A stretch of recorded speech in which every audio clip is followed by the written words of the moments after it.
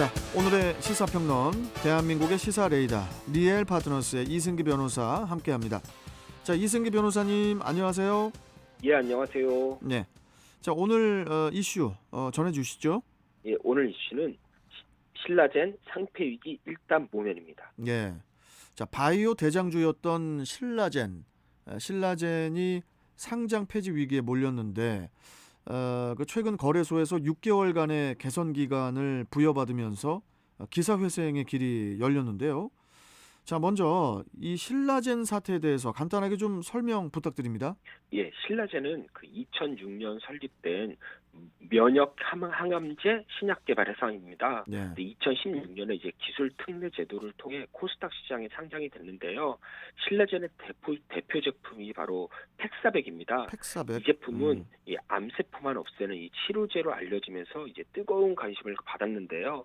특히 2017년 11월에는 글로벌 임상 3상에서 이제 긍정적 결과가 나올 거라는 예상이 나오면서 이 한 주당 15만 원으로 시총이 8조 7천억까지 증가하는, 그래서 이제 코스닥 시총 2위까지 오르기도 하는 아주 그 당시에 아주 핫한 그런 회사였습니다. 네. 하지만 2019년 8월경에 미국의 그 임상 자문기관인 이 데이터 모니터링 위원회, 그러니까 DMC라는 곳에서 팩사백의 말기 간암 환자 대상 임상 실험을 중단해라라고 권고했고요.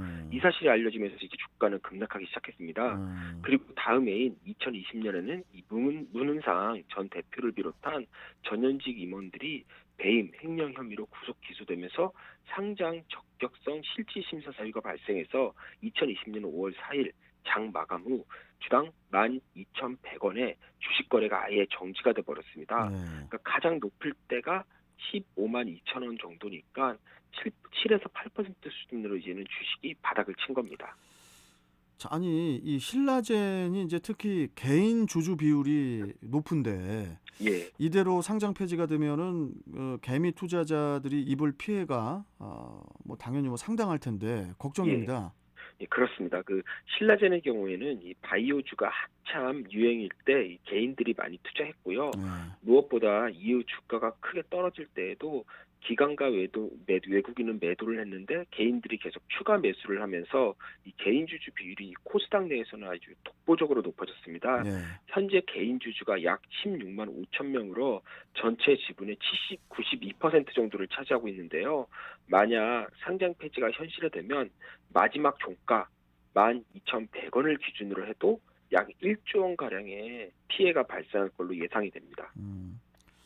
자, 그런데 이제 오세훈 서울시장 부부도 신라젠 주식을 가지고 있다고 해요. 예, 뭐 개인 주주가 16만 명이 넘으니까 이 개인 중에서도 유명인이 이제 상당수 섞여 있을 건데요. 네. 오세훈 시장이 257주, 그리고 부인이 1,800주에서 부부가 총 한 2,057주 정도를 가지고 있습니다. 그러니까 마지막 종가를 기준으로 하면 최소 2,500만 원 정도 이제 손해 볼 가능성이 있는데요. 저도 이전에 이혼 소송을 하면서 이 재산 분할을 할 때 이 상대가 신라젠 주식을 거의 1,000주 이상 가지고 있었어. 이걸 가지고 재산 분할을 한 적이 있습니다. 그런데 이제 당시 상대가 아주 유명한 경제 전문가였는데 뭐 지금도 그 주식을 그대로 갖고 있으면 이제 위태위태했겠죠. 그래요. 예. 자, 그런데 이 종가를 기준으로 이렇게 피해액을 산정하는 게 아니라 실제 매수 금액을 기준으로 하면은 피해가 훨씬 클 거예요, 아마. 예, 그렇죠. 네. 이제 개인의 입장에선 그럴 건데요. 만약에 주당 10만 원씩 사서 지금껏 가지고 있다면 그 개인의 입장에서는 그게 그대로 이제 손실이 돼 버리는 겁니다. 뭐 개개인마다 매수한 금액이 다르니까 그냥 우리가 종가로 계산을 하는 거지 실제 매수액을 기준으로 하면 아마 개인별 피해액은 아마 더 클 수가 있습니다. 앞으로 절차가 어떻게 되나요? 예, 먼저 상장 폐지의 일반 절차는 그러니까 한국거래소를 거쳐 기업심사위원회 그리고 시장위원회 순서로 거쳐 진행이 됩니다. 근데 먼저 거래소에서는 기업의 횡령 배임 사실 확인, 그리고 회계 처리 위반, 그리고 5년 연속 영업손실 이런 사유가 발생하면 해당 종목의 거래를 정지시키고요. 상장 적격성 실질 심사 대상 여부를 먼저 판단을 합니다. 네. 이후 거래소가 이 회사는 이제 상장 적격성 실질 심사 대상이다라고 판단을 하면은 이제는 기업심사위원회를 열어서 심의 의결을 해서 상장 폐지 여부를 결정을 합니다. 네. 만약 여기서 상장 폐지로 결정이 되면 20영업일 이내에 시장위원회를 여는데요. 여기서 상장 폐지를 또 한 번 심의하고 만약 회사가 이의 제기를 하면 재심의를 거쳐 최종 상장 폐지를 결정하는 겁니다. 이렇게 여러 차례에 걸쳐서 이제는 상장 폐지 여부를 결정을 하는데요. 신라젠의 경우에는 기업심사위원회가 지난 2020년 11월에 1년의 개선 기간을 부여하면서 뭐 좀 기회를 줬습니다. 그래서 신라젠이 지난해 12월 개선 계획 이행 내역서를 이제 제출을 했지만 위원회가 이를 받아들이지 않으면서 지난 1월 이제는 신라젠에 대해 상장 폐지 결정을 내렸습니다. 네. 그러니까 영업을 계속해서 회사를 유지하기는 어렵다라고 본 건데요. 그런데 이제 마지막인 어떻게 보면은 법 재판으로 하면 최종심인 이 시장위원회에서 이 결정을 뒤집었습니다. 그래서 개선 기간 6개월을 이제 부과해서 기회를 준 건데요. 상장 폐지 시에 시장에 줄 충격을 우려한 걸로 그렇게 보입니다. 앞으로 향후 6개월 안에 신라젠이 이제 설득력 있는 개선안을 제시해 기업의 계속성을 입증한다면 계속 코스닥에 남아 있겠지만 그게 아니라면 상장 폐지돼서 아예 증시에서 퇴출되는 이제 그런 수순을 밟는 거죠. 예.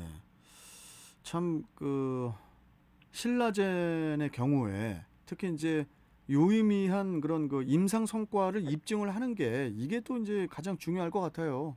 예, 그렇습니다. 그 바이오 기업으로서 그에 따른 성과를 보여주는 게 핵심인데요. 그러겠죠. 특히 횡령 배임도 문제지만 이 실적만 뒷받침된다면 기업 유지가 가능하니까 이제 그 부분을 특히 이제 임상 결과를 어느 정도 이제는 보여주냐 이게 되게 중요할 것 같습니다. 네.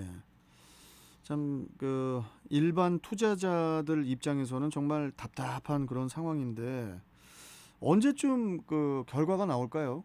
예, 먼저 6개월의 이 개선 기간이 종료되는 오는 8월 18일을 기준으로 해서 이 개선 계획안이 이제 제출이 되면 거래소에서는 20일 안에 이걸 이제 심의 의결해야 됩니다. 그러니까 별다른 변수가 없다면 아마 오는 10월 경에는 그 결과가 나올 걸로 보이는데요.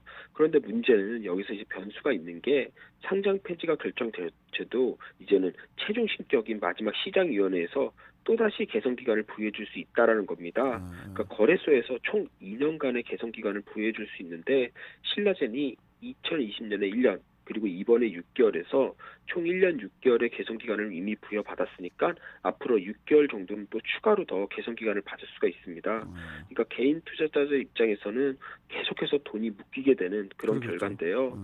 만약에 뭐 상장 폐지만 안 된다 그러면 상관이 없지만 그게 아니라 만약에 상장 폐지가 됐다라고 하면은 시간만 끌면서 계속 희망 고문만 당하게 되니까 더욱 이제는 안타까운 일이 벌어지는 거죠. 예.